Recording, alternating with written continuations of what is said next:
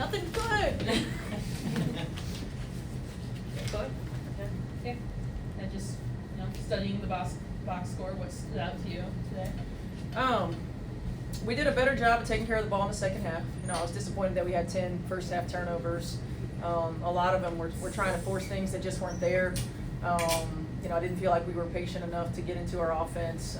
So we did a better job of taking care of the ball. I always love when we have a high assist to made field goal ratio. I think we're going to find a lot of success when that happens for us. Quality depth that came in and made impact, no doubt. And being able to, hold a team to 34% from the field.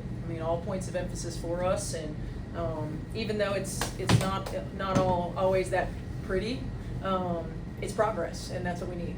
And does going 3-0 in the preseason mean much in the grand scheme of things to you? I don't think so. Obviously you want to win. I think winning it gives you a different kind of vibe, a different kind of feel. But more than anything, we want to see growth. We want to see how we're able to utilize our depth.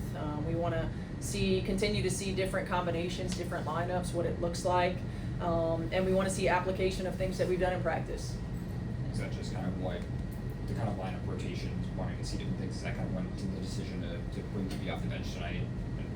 Yeah, just giving a different kind of look and seeing what we might be able to do from that standpoint with Sophie's energy in the starting lineup and with DB's production coming off the bench. So, we'll probably continue throughout the course of the week tinkering a little bit. But preseason gives us a good opportunity to see what we like, because it's important to have a good starting group, and it's important to have energy out and production off the bench.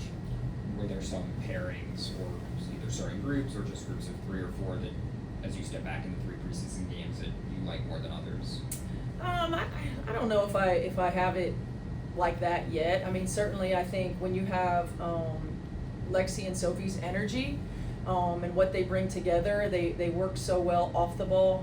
They're cutting, their energy on the defensive end of the floor, their communication, they're fast twitch too. And they do a really good job of giving us a boost. And so I do like it when they're on the floor, and I like it when they're on the floor together. What did you like about Sophie starting today? Obviously, until she got injured in the third quarter. Yeah, I don't know. It's always so hard right after a game to see. I think we'll have to dive in a little bit more, to what it looked like on both ends. I know I missed her energy off the bench. Certainly, we had some production early. I like being able to put DB in at the 4 as well and stretch the floor, but it's still a work in progress. And with Sophie's injury too, is there any update on that? I don't think so. She was in there getting into a cold tub, so she keeps saying I'll be fine, so I trust her.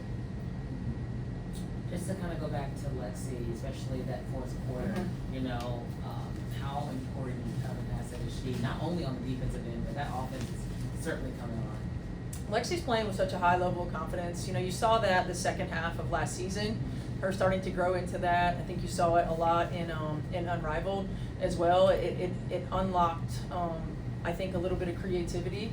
I think sometimes when you're a young player in this league, when you accept your role, as Lexi does, you can't allow it to put you in a box, right? Your role can change throughout the course of a season, your role can change throughout the course of career, so you want to be able to stretch and expand, and I think Lexi's done a really good job of putting herself in position for that, running actions for her, allowing her to decision make. Hell, I think in the Washington game we had her playing some point, so it's a tribute to the work that she's put in. The confidence that she's built with her discipline and work ethic in the off season, and you trust her on the floor. You trust her to make the right play and make the right read. You talked about Caitlin's competitiveness, fieriness pre-game, and she obviously picked up that tech today. Mm-hmm. Just how do you help her try to work through that frustration so she might not get a tech kind of? Yeah, I didn't see what happened on that. Obviously we'll have a conversation about it. We'll watch film. We'll talk about it. We'll see what happens. I think, the growth process or the growth edge for young competitive players is how you channel your energy, right? Like Tamika Catching feels the same way as a young player. You're fiery, you're competitive, and so being able to channel it in a way that is positive for her and for our team. And, it's part of growing, right? It's part of growing in this league. So I don't know, I had to see it again. And we'll talk through some of those things and talk through some situational basketball, as we will with everybody, but specifically with her, because she's got the ball in her hands a lot. How do you assess KK and Jalen just through preseason games? Yeah, that's tough. I mean, certainly, KK's ability to come in and impact from that post position.